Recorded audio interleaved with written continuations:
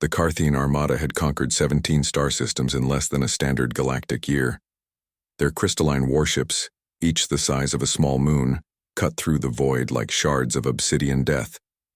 Where they passed, civilizations fell. The Carthene didn't negotiate. They didn't offer terms. They simply erased. Commander Zelthor stood on the bridge of the flagship Eternal Dominion, his four arms clasped behind his segmented back. Through the viewport, the burning remnants of the Palaxian homeworld painted the darkness with ember-orange light. Another species added to the extinct list. Another conquest to report to the Empress. Commander, his sensor officer chirped, her crystalline voice cutting through the satisfied silence. Unknown contact. Bearing 27 Mark III. Distance, 400,000 kilometers. Zelthor's mandibles clicked in amusement. Another foolish resistance fleet? No, sir.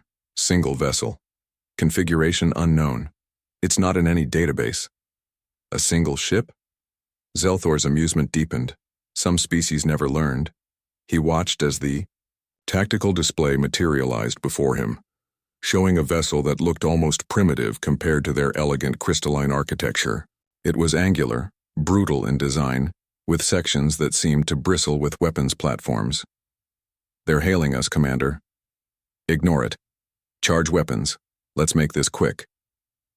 But the sensor officer's crystals flickered with an emotion Zelthor had rarely seen from his crew.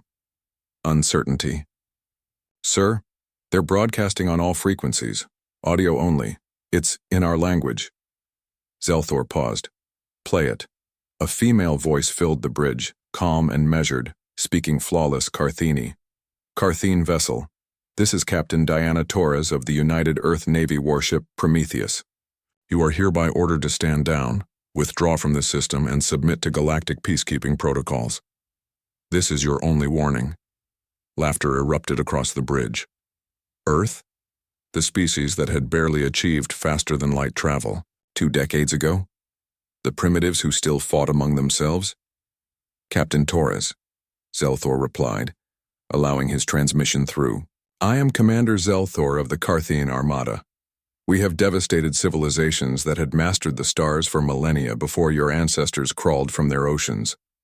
Withdraw now, and we may allow your homeworld to survive another cycle.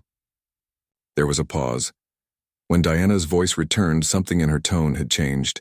It was colder now, sharper. I see. Then we do this the hard way. Oliver, light them up. With pleasure, Captain, a male voice responded. Zelthor was about to order his weapons officer to fire when every tactical display on the Eternal Dominion went haywire. Warning klaxons screamed. The sensor officer's crystals flashed crimson. Commander, they've achieved weapons lock on all primary systems. I'm reading. She stopped, her voice catching. Sir, I'm reading 3,462 individual targeting solutions on us alone. Impossible, Zelthor hissed. It's a single ship. But the display didn't lie. The Prometheus had somehow painted every critical system on his flagship simultaneously. As he watched in disbelief, the human warship began moving, not with the smooth, graceful motion of Carthene vessels, but with a predatory precision that made his blood run cold. They're firing, someone shouted. The Prometheus unleashed hell. What struck the Carthene flagship wasn't energy weapons or missiles. It was something far more terrifying. Kinetic railgun rounds traveling at a significant fraction of light speed, each one guided by AI-assisted targeting systems that made Carthene computers look like abacuses. The rounds punched through crystalline, shields that had withstood the firepower of entire fleets. The Eternal Dominion shuddered. Compartments decompressed. Secondary explosions rippled through 3 decks. Return fire, Zelthor commanded, his composure finally cracking. The Carthene weapons discharged, their particle beams lancing toward the human ship. But the Prometheus wasn't there anymore. It had already moved, its reaction drives pushing it through maneuvers that should have turned any organic crew into paste. On the bridge of the Prometheus, Diana Torres sat in her command chair, her dark eyes fixed on the holographic display. Around her, her crew worked with practiced efficiency. No panic, no fear. Just the cold professionalism of Earth's finest. Lieutenant Oliver Chen, damage report on the target, she said calmly. Oliver's fingers danced across his tactical console. The young weapons officer's face was illuminated by the orange glow of targeting solutions. Direct hits on their shield generators, main weapon arrays, and propulsion systems. Their bleeding atmosphere from decks 7 through 12. Their flagship is combat ineffective, Captain. The rest of their fleet? 73 vessels total. All Crystal-class dreadnoughts. Oliver's lips curved into a slight smile. Permission to engage? Diana considered for exactly 3 seconds. When the Galactic Council had finally admitted Earth into the interstellar community, they'd done so with condescension, treating humanity like children playing with starships.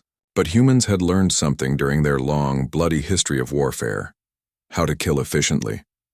While other species had evolved past conflict, building beautiful ships for exploration and trade, humanity had taken one look at the galaxy and asked a different question. How do we survive in a universe that might be hostile? The answer was vessels like the Prometheus, warships that combined human ingenuity, artificial intelligence, and a willingness to do whatever it took to protect Earth and her allies. All weapons free, Mr. Chen. Show them why humans don't start fights. We finish them. Aye, Captain. What happened next would be analyzed in military academies across the galaxy for generations. The Prometheus, a single human warship crewed by fewer than 200 individuals, systematically dismantled the Carthian armada. Railguns fired in precisely calculated patterns. Missile pods deployed hunter-killer drones that swarmed Carthian vessels like piranhas.